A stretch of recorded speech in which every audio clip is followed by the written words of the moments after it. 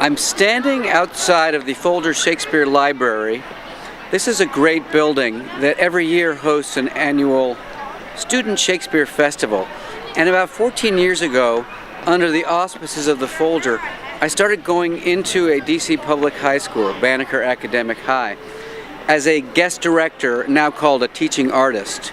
And I work with an English class, and what we do is we take a Shakespeare play and we cut it down to 30 minutes so that it can be performed at this festival with a group of about 25 students. It's a really great way to get students to enjoy Shakespeare's language and his drama.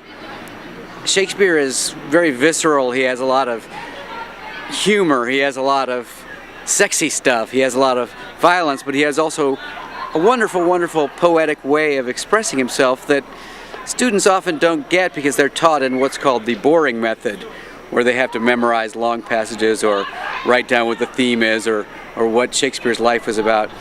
But here at the Folger, we do more of a performance-based teaching of Shakespeare, where you get students on their feet from the get-go talking Shakespeare's language with props and hats and living the stories. As a result of doing this residency for 14 years, I have now written a book series called the 30-Minute Shakespeare series.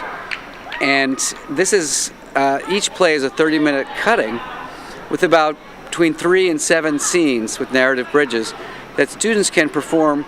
Included in the books are stage directions, as well as a section on how to perform Shakespeare and how to perform the specific play based on my experiences in the classroom.